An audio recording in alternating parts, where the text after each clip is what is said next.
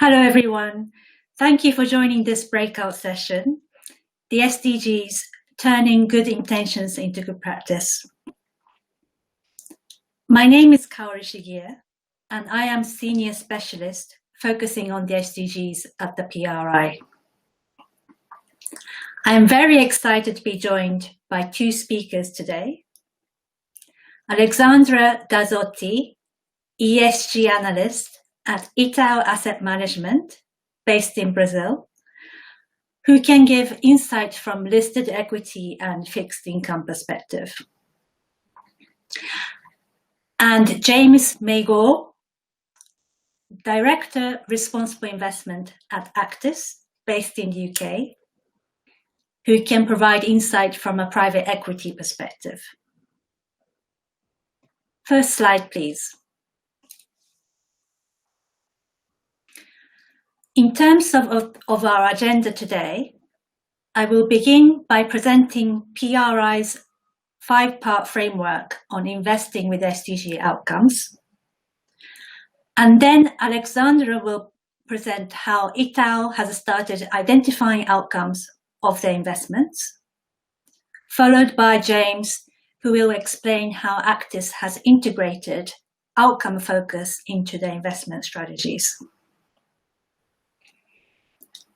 If you have any questions for me or for the speakers, please submit questions via the Q&A tab at any time during the session, and we will come to those at the end.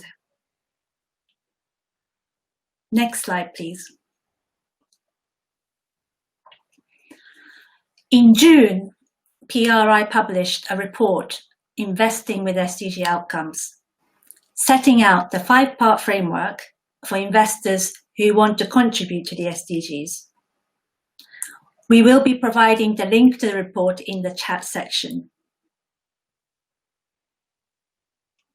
We published this report as expectation of investors have been changing.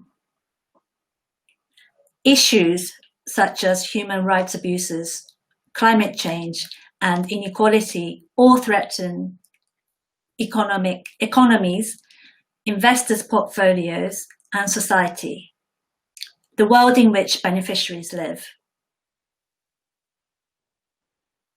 Current actions are insufficient to overcome the urgent challenges the world faces.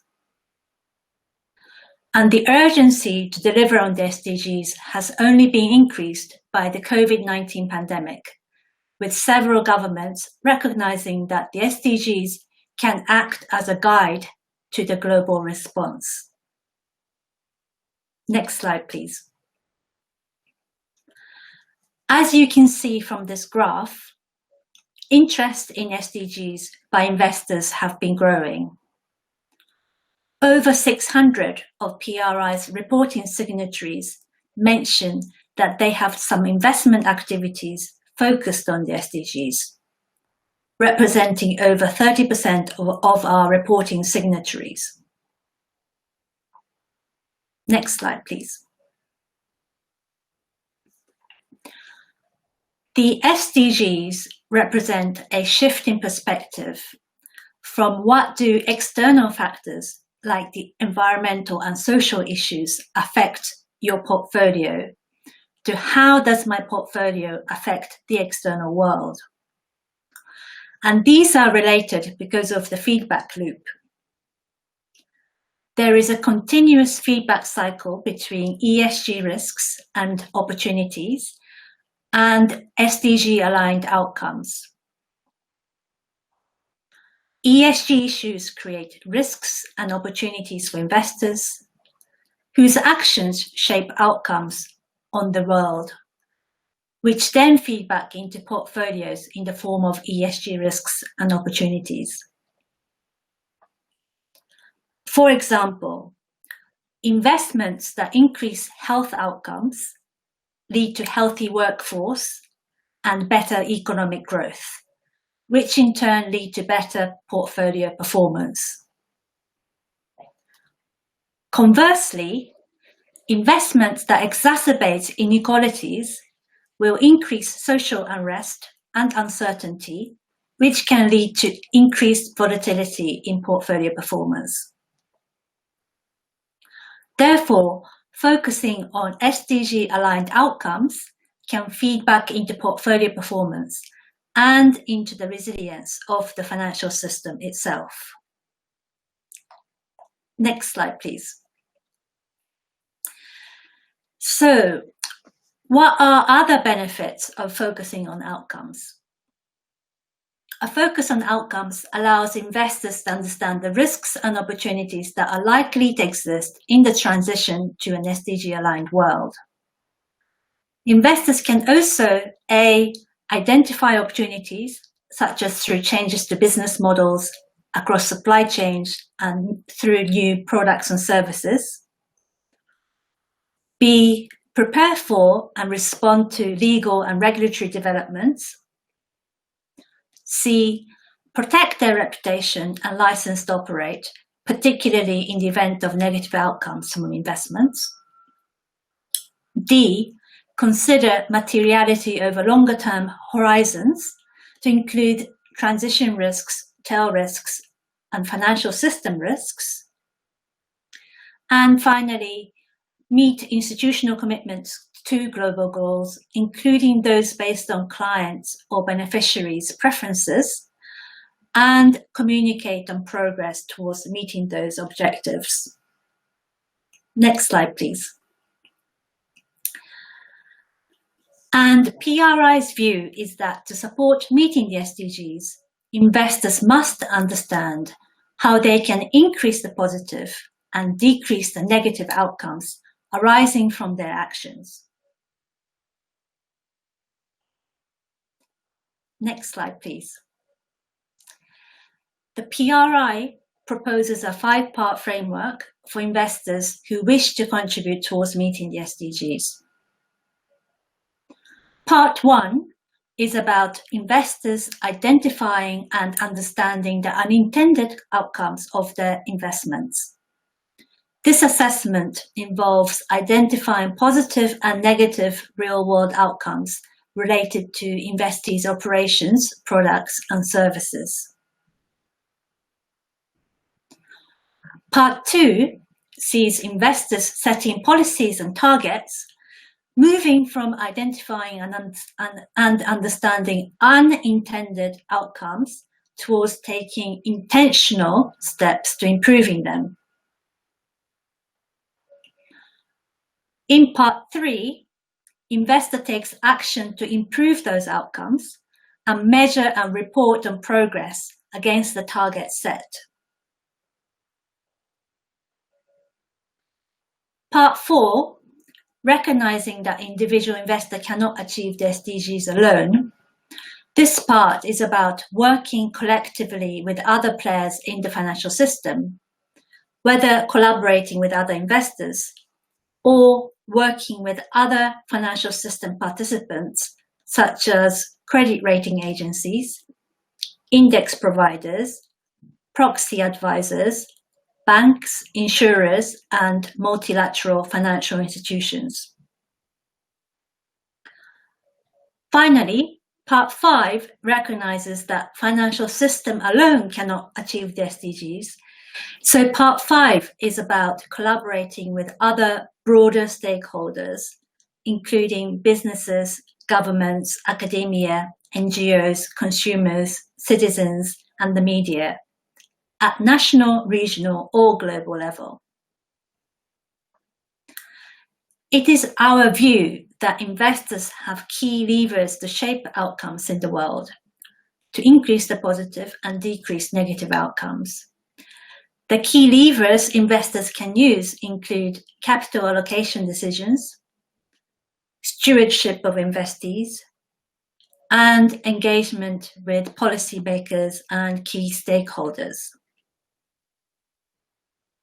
It is worth mentioning that this framework does not need to be implemented in the numerical order, although some areas may build on others. Next slide, please. In terms of next steps, PRI will assist signatories seeking to shape outcomes in line with the SDGs across each part of the framework and across each of the investor actions. We have also published some case studies on how investors are implementing outcome focus in practice, which you can find on our website, and the link is being shared in the chat right now.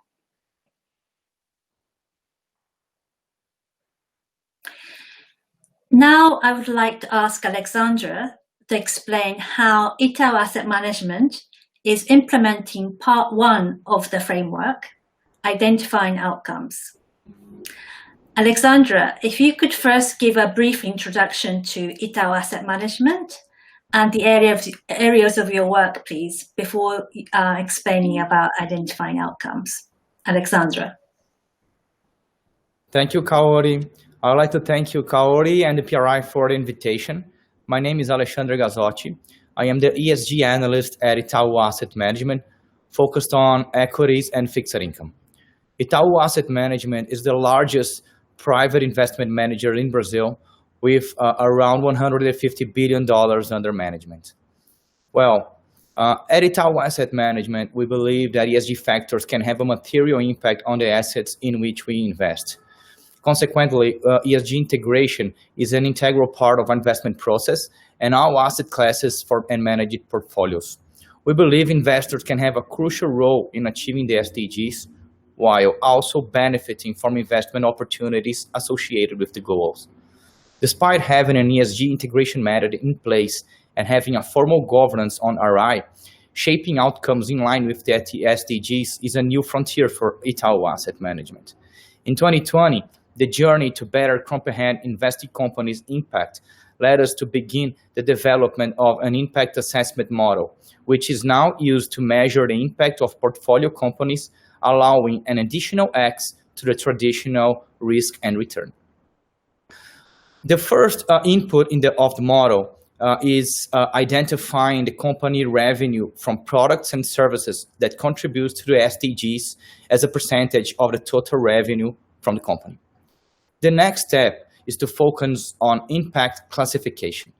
We consider 3 factors: innovation, stakeholder vulnerability, and measurability of the positive impact. All 3 are categorized in high, medium, or low, and are later attributed quantitative points to the rating methodology. The KPIs used to assess company performance are the SDGs targets and indicators related to the SDGs. We have an example of a sanitation company, so our focus is on SDG number 6. The KPIs we use for that company is population with access to clean water, population with access to sanitation, water loss indexes, and health and safety indicators related to water quality and sanitation. The next step in the model is to understand the social transformation derived from company activities. For this, a benchmark in the same industry is used. Results above the benchmark are considered high in impact. The last step is to understand the company impact governance, or if the company have a dedicated team, dedicated policies, and public documents and reports about the impact and the measurement of these positive impacts. That ends up giving us an impact rating that can be used alongside financial metrics to better understand each invested company impact on the SDGs. This journey has been really interesting and has led us to understand a lot about company businesses and company impacts. And as Kaori mentioned, desired and undesired outcomes from our investments. So it's important to say that proper access to clean water and sewage collection have a major impact on public health and environment. In the near future, risk and return equations can have an additional impact variable, which can rebalance capital allocation to address society and nature. We believe that combining investing with purposes is new and presents opportunities to both companies and investors to deploy capital needed to enhance health standards across different regions in the world. Thank you, Kaori. Thank you, Alexandra, for sharing your experience and beginning your journey to become more outcome focused. If I may ask some follow-up questions. Sure. When you start identifying outcomes, what tools or frameworks did you find useful in order to help you identify outcomes?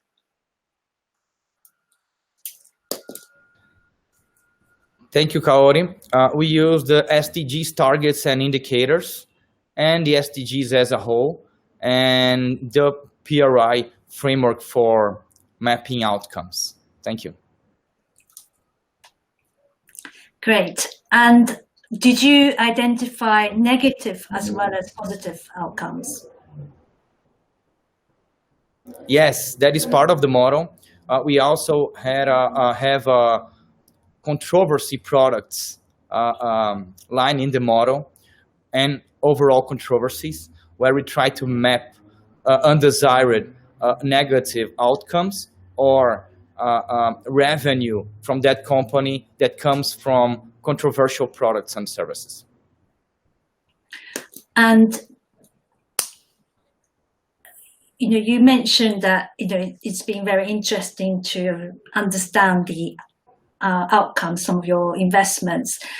What insights did you gain from identifying outcomes from your investments, including the negative ones, and how has that influenced your future investment decisions?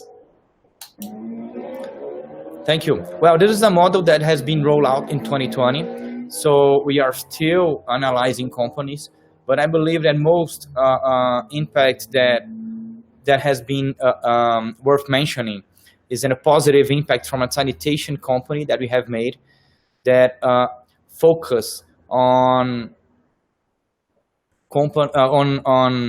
individuals that are living in danger areas and are sometimes in irregular connections for water and sewage or no connection at all. And the company has been able to identify those individuals or households and provide assistance for them to formalize their registry with public mechanisms, and now they're able to access clean water and sanitation for their households. So the company has been deriving a large project to focus on these communities and regularize them, so they can so the company can distribute clean water, sanitation, and increase the system pressure, so the company can reach further locations which were not receiving sanitation and water services. That's a really great example of the company allowing individuals in remote areas to have legal registration of their homes so that they can get access to and have a contract with a water supplier. So I think that's a really interesting and inspiring example. Thank you, Alexandra. Now, if you have any questions for Alex, please insert them into the chat and we will come to them later. Now, I would like to ask James to explain how Actis is integrating outcome focus into its investment strategy, which includes part 2 and 3 of the framework, setting policies and targets and shaping outcomes. James, if you could start off by a brief introduction to Actis and your role, please. Great. Thank you, Kaori, and thanks to PRI for the invitation to speak on this panel. My name's James Magor. I'm a director in the responsible investment team at Actis.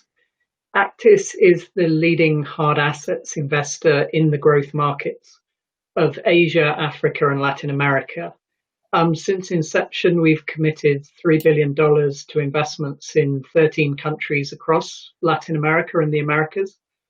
And today, we're the largest private investor in renewable energy in Latin America. I've got some slides I'd like to share with you, perhaps if we could get those on the screen. Thank you. So During the next 10 minutes, I'd just like to talk to you about three things.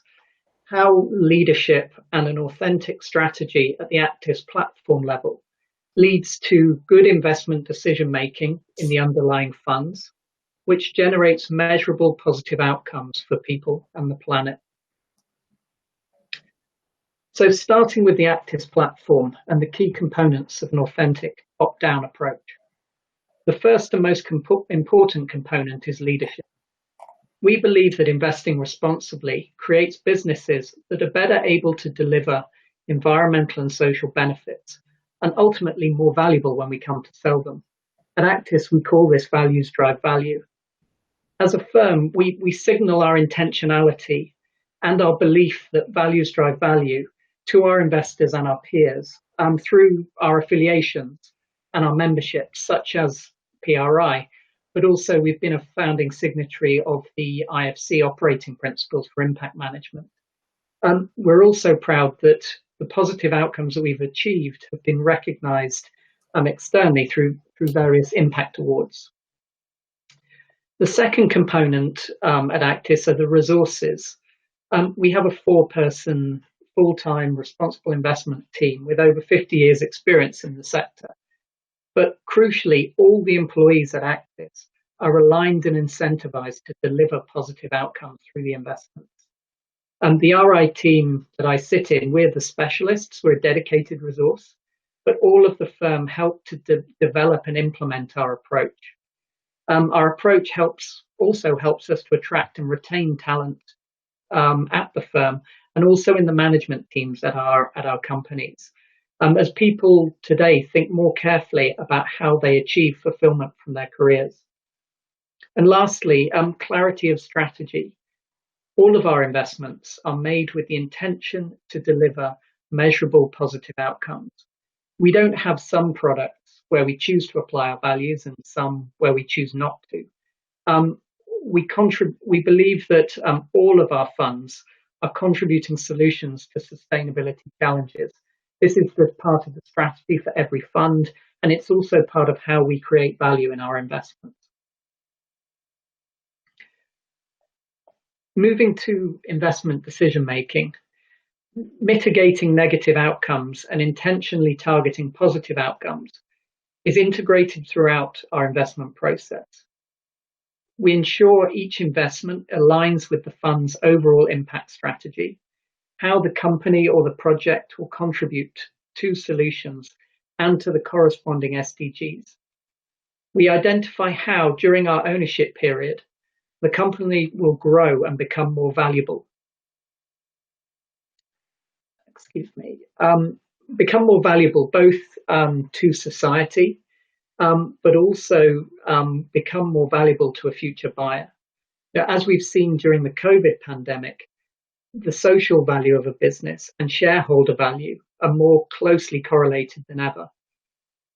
And lastly, we use our impact measurement framework, the Actis Impact Score, to set targets, measure performance, and ultimately to hold ourselves to account. We hold ourselves to account to the leadership of the firm, but also to our investors, and we communicate impact performance alongside financial performance in our investor reports. I believe this clarity of strategy, this intentionality from the outset, and accountability for impact results ultimately leads to better investment decisions.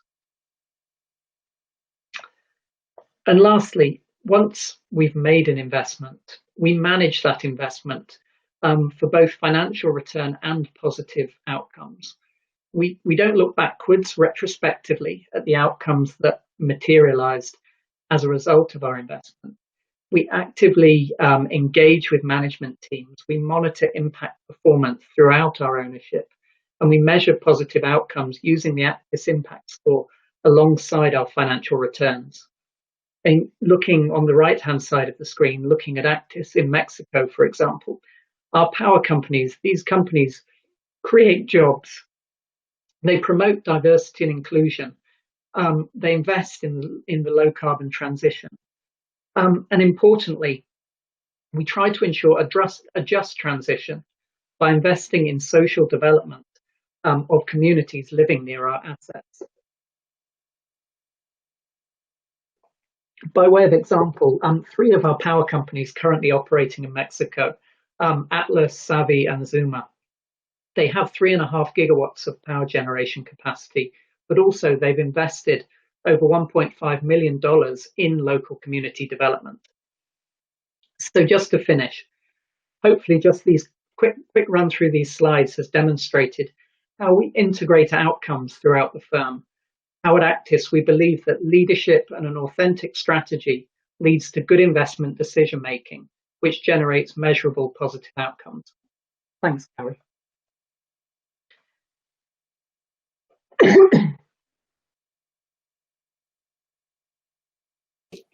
James. Are you okay? Yeah, sorry, the voice a bit dry. I like the fact that you said that you don't just measure the outcomes at the end of your investment, so to just find out what happened during the investment. You actually proactively work with management to set targets. So I wondered if you could explain the importance of setting targets and give some examples of how one might go about doing that. Okay, thanks. Look, I'm going to respond to a question with a question, or a rhetorical question. If you set financial performance targets, why wouldn't you set impact targets? Why wouldn't you target outcomes? I think strategic intent and basing that on targets is what we call intentionality. It helps us to focus. We agree up front on the metrics that we're going to measure throughout the investment. We agree how we're going to evaluate performance. And I talked during my presentation about accountability. By measuring performance against set targets, you can see whether you're on course or off course. It allows you to correct that during the course of an investment, rather than just looking back at the end and saying, oh, well, this is what materialized. Ultimately, targets lead to better outcomes because of the focus that they promote. Maybe you can explain a little bit more. What do you mean by correcting during the investment? Is that adjusting the targets if it's not ambitious enough, or is too ambitious, or if you think that the management is not working hard enough, that you maybe have another discussion with them? Well, all our management teams work really hard, so I would never accuse them of that. I suppose with it, like any investment, you have your idea of how it's going to materialize, how it's going to turn out, and things don't always work out exactly as you planned. So if you're continuously measuring performance and you're getting that feedback loop, it gives you the opportunity to evaluate what you're doing and adjust that if necessary. So, for example, if you're looking at helping a community develop through an education initiative, if that is not having the intended outcomes, you don't wait to the end of the program to realize. You can adjust that, you can bring in new measures, you can apply additional resource. It just allows you to continuously adapt. I see.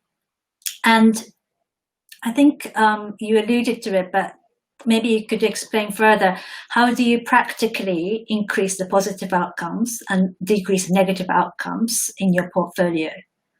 Yeah, well, let me start with the negative, unfortunately. But I think it's important that despite, or maybe because of our positive focus on outcomes, managing ESG risk is still a key part of what we do. It's still the foundation which allows us to focus on positive outcomes. So in the renewables power sector, if you're building wind farms that are contributing to climate change mitigation through clean power, you still need to look at the potential biodiversity impacts and look to introduce mitigation measures that are going to manage those negatives. So absolutely, that's the foundation of our approach. The second point, and this is really quite important, that I talked in the first slide about resources and having the necessary resources. Whether you're mitigating negative or trying to enhance positive, we try to build those resources in our companies. We recruit experienced professionals into sustainability roles in every one of our power companies. We have a sustainability committee to the board, which is overseeing the work, and that's part of the evaluation and adjustment if necessary. So by building those structures, bringing people into the company with a mandate to accentuate positive, manage negative, that really helps. Lastly, I think the last point I'd just like to make is clarity of objective at the outset again. We have pillars of our approach that are non-negotiable. We always have a community investment strategy in our energy investments and our infrastructure investments. And we always have an approach to measure the baseline, measure the impact that the initiatives are having, measure the outcomes that they are generating. And by always doing that and doing it repeatedly, you learn a lot and you can use that to inform and accentuate your positive outcomes. And I think relating to that last point, how do you collect the evidence that you are indeed improving outcomes, whether it's increasing the positive or decreasing the negative? Yeah, look, that's the gold dust, and it's not easy. We're a private equity investor building power projects. We're not a think tank. We're not a research agency. Generating that primary data that shows that you've achieved your outcomes is really quite hard. And in some cases, we're relying on educated, evidence-based assumptions. Some are not controversial. Things like, if you build more clean power to displace fossil fuels, you are helping to mitigate climate change. Now, we can't measure that outcome, but I don't think too many people would challenge me on that kind of educated assumption. But where we do have evidence to support our outcomes, it's, like I said at the start, the gold dust. So I talked about our community investment strategy, and it's really key that when you make an investment, you measure your baseline. You have to have the before in order to measure the impact that you have had and the outcomes you've achieved. We have a wind farm in Brazil called Babylonia. And as part of their program, they identified that in the rural economy around the wind farm, and there were a number of farmers that could grow their business and really scale if they had access to finance for equipment. So Babylonia looked at providing grant finance to farmers living around the wind farm to purchase equipment. Now, the impact of that was that they had measured the household income, the average household income before they started with the grant, and then they measured it again after a year. And household income had more than doubled during that period of time. I mean, that's a terrific example of a really meaningful outcome based on primary data. Unfortunately, we can't do that on every project. Thank you. I think now I'd like to turn to the audience questions, but I have one or two questions I'd like to ask myself to both Alexandre and James. So maybe Alexandre first.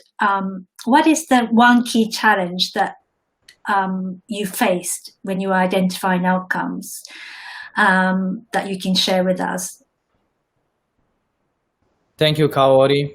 I guess that questions also overlaps with Jovanka Bylander questions about company disclosure, because the first and most difficult part is disclosure of information that permits us to understand the positive impact and measure it, because I guess the most challenging thing is to measure the impact with evidence so we can save them. And in the future, we can check and see, oh, the company is like this now, and a year ago, it was like that. And so we have a clear evidence and communication from companies. And I mean, in addition to, say, company CSR reports, what other data disclosure points do you rely on? Thank you. Well, we look also at regulatory filings, such as 10K, 20F, and reference form here in Brazil. but also we use company engagement, okay, with investor relations and maybe a sustainability team to better understand how those indicators are produced and are being reported, and also incentivizing best practice in reporting. And it's really important to formalize that with companies and educate them about impact investing and outcomes, and show them that we as investors believe it's really important to measure social and environmental outcomes and to communicate it with clear evidence on their reports. Yeah. Thank you. Thank you. And James, if I can maybe ask the same question, what is like one main challenge that you face? Yeah, I think I touched on this a little bit. I think it's evidence for outcomes and the timeline that we're talking about. Profound social change, if that is your desired outcome, takes time. Private equity is a relatively long-term investor, but in the scale of kind of the sort of change that you're often seeking to deliver, 5 to 7 years of an investment holding period is not a long time. So we try to embed Actis philosophy in the company so that a buyer values it and continues what we've started. That's one key point. The other piece is that the outcomes are fully embedded into the purpose of the business. If I can give you one example, we're the owner of a solar plant in Chile, Pelicano, and the solar plant provides clean power to the Santiago metro. Now, clearly, over time, that business is going to displace the fossil fuels that were historically used. There's a carbon offset, but also there's a clean air component in that people choosing to use the metro, not using their cars, you're over time helping to improve air quality in Santiago. You're not going to do that in 5 to 7 years.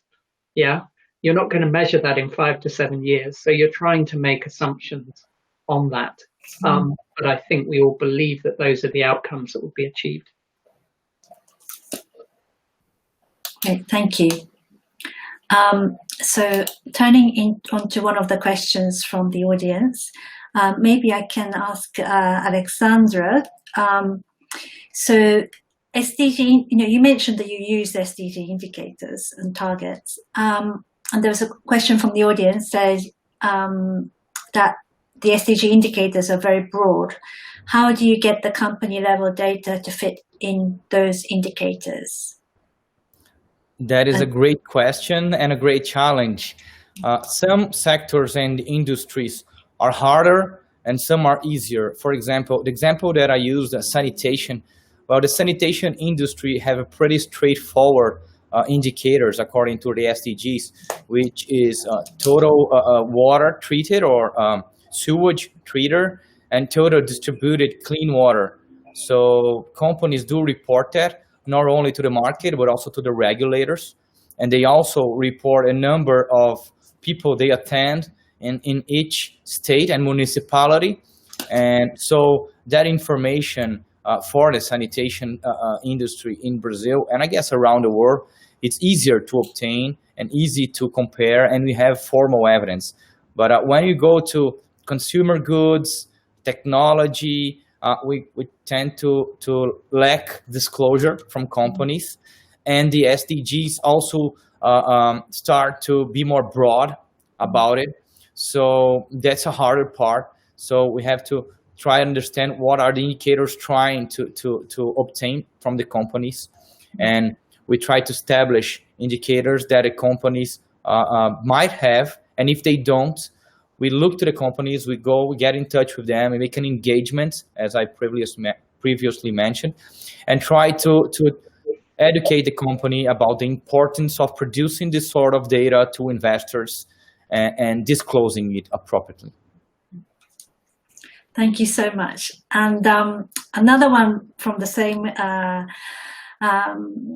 audience, do you think all 17 SDGs apply to the companies, or are there any that you left out for your analysis? Alexandre again. Yes, thank you. That's a very important question. In 2017, we made a white paper covering the SDGs investability by the private sector. So basically, we got our ESG model, okay, and try to see what from the SDGs is already reflected in our ESG model. And the outcome was really positive. Like we cover a lot of the SDGs, but the conclusion that we got is that there are some SDGs that are mainly not investable by the private sector. So we tend to focus on the ones that are investable and are executable by the private sector and private companies. Great, thank you very much. Thank you. And I'd like to ask another question for myself. I think there are many, we receive many queries from our signatories who are interested in starting their journey on the SDGs, but they don't really know where to start and how they should start. So do you have any recommendations about to those who are just about to start this journey themselves? Maybe we can start with James. Yeah, thanks, Kaori. It's a good question. I think the first point I'd like to make is that it's important to start from the top and make it strategic. What I mean is identify the sort of areas that you're investing in and what are the potential positive outcomes from your investment sectors. I think if you have that, you have a much deeper focus and you can achieve alignment between your commercial objectives and your SDG objectives. So, for example, we're deploying money in renewable power. We're looking to grow renewable power companies. So by doing so, we are helping to mitigate climate change in many of our markets. We're displacing coal and oil. So there isn't sort of misalignment between what we're trying to do from an SDG impact perspective and what we're trying to do to achieve our financial returns. I think where people run into trouble is when it becomes a little bit more reactive and bottom up. You know, you have an investment in a sector that perhaps isn't contributing so strongly to sustainability solutions, and you're trying to take it in a different direction to increase the positive outcomes. I guess that's where the conflicts start to materialize.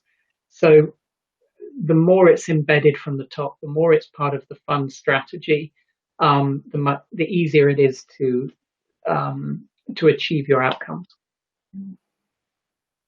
Thank you. And Alexandra, do you have any tips? Well, in addition to James' tips, I would like to tell a little bit about how we started measuring outcomes. So I focused on identifying sectors and industries that are usually related to positive outcomes, such as sanitation, health, renewable energy, and education. And I looked across all our fixed income and equities funds, what are exposure to those companies? And I tried to understand the outcomes of those companies. So that led us to the need to have a formal model about it and looked at it in a more structured way. So we can have an additional input alongside the financial metrics, so analysts and portfolio managers have an additional information to make up their investment decisions. Thank you. That's interesting. You both kind of started off in similar areas.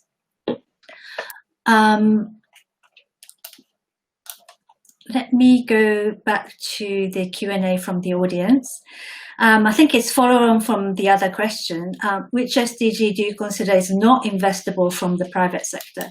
So maybe I'd like to try to answer that. And also maybe if James or Alexandra, if you'd like to add anything to what I say. Just for your information to the audience, there is something called the Sustainable Development Investments Taxonomy that has been created by asset owners. There's a group of asset owners who created this taxonomy, and that contains an analysis of which SDGs are investable, which SDGs are engageable, which SDGs are potentially, it's not really investable, but there's something to be done on there. So that might be it's a resource that you might like to look into. However, I did have a go at this myself, and I came to the conclusion that you can't really rule out one SDG is not investable, even if it's currently not obvious that it's investable, just because a lot of innovations happen and you don't want to stifle innovation, or you don't want to stifle investments going to a certain SDG just because at this moment in time we think it's not investable. And I also like to mention that often people think that SDG, I think is it 16 or 17 on partnerships, is not 16, sorry, on corruption and on government institutions. It's not investable by investors. However, I have seen an example by a signatory who decided to identify which companies are lobbying against having credible institutions or in their country. So they started to identify companies, for example, who are lobbying, funding lobbying organizations which deny climate change, for example. So that is an example, a creative example. You might argue that investors can't, directly invest in credible governmental institutions. However, there are creative ways to find ways where investors can influence companies to support legal institutions and anti-corruption and anti-climate change lobbying, etc. I just wondered, I don't know if Alexandre or James, if you'd like to add anything. Perhaps a quick thought. Kaori, I agree with your sentiment that the majority, if not all of the SDGs, are investable in some way. I think one of the great successes of the SDGs in terms of the adoption by the private sector is that they are more commercially viable than their predecessors, the Millennium Development Goals. I think one of the areas and one of the sort of pitfalls and places we need to be careful is when we talk about contribution to. Some of these are really fundamental societal challenges which can't be achieved by the private sector alone, and any private sector investor claiming significant contribution towards achieving an SDG is probably over attributing. But as long as we're talking about alignment with and how our impact outcomes and goals are aligned with goals and targets in the SDGs, then from that perspective, I think most of the SDGs, private sector investments are capable of being aligned with most of those SDGs. Thank you. I'd like to... If I can make a brief comment, Kaori, thank you for the explanation, and also James. Mainly the SDG that I identified as non-investable was the number 16, like peace, justice, and strong institutions. But your example is really appropriate, and it's really interesting to see how other investors are approaching these SDGs at this time. Thank you. Thank you, Alex. So I think relating to the top issue that James just brought, that we have to be careful not to overclaim our contribution to the SDGs. Often investors are just mapping or aligning, and that also investors alone cannot achieve the SDGs, which is part 5 of our framework and part 4 of our framework. So I was curious to ask you, James and Alex, are you collaborating with others to achieve the specific targets that you are setting for yourself? What type of actors are you collaborating with? Is it other investors, or is it other stakeholders like NGOs, or is it, DFIs, for example? Who would like to answer first? Look, I'm happy to go. Look, I think it's a really important question, and thanks for asking it. I think when we look at the outcomes that our investments are achieving, there are some things that are core to the business. I keep giving the renewable energy example, but it is so fundamental to the growth of our investment and to the success of our investment. That is entirely our responsibility. But all of the other pieces that come with developing a power plant, we can't deliver those without partnerships and collaboration, and that's really crucial to success. And when we talk about community investment, bringing in the experts who really understand how to achieve measurable outcomes is one of our sort of pillars of approach again. And perhaps if I can give you an example just to bring that to life a little bit more. When we're building a project, in advance of construction, we often look at what are the skills that are going to be required on that project, and how can we prepare local people so that they can participate either by providing services or deriving employment from the project. If you'll excuse me, I'll give a Kenyan example rather than a Latin America, but it could equally be applicable. We've got a wind farm in Kenya where we brought in a company who are real experts in skills development and vocational skills training.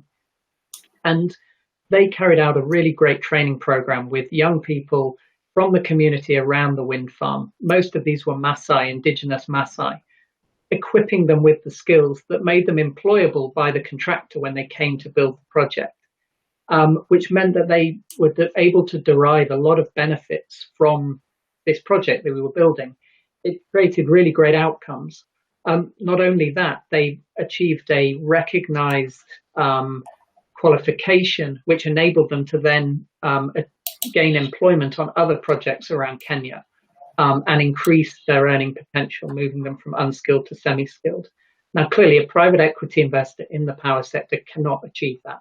That can only be achieved by having a vision, having a strategy, and bringing in the real experts to do that. So I do think it's a really critical component. Thank you, James. Alexandre, do you like to add anything? Thank you, Kaori.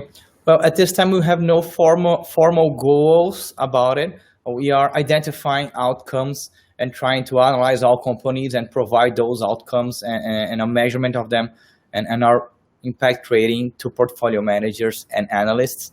And designing and formally seeking outcomes from our investments is the next step in our journey.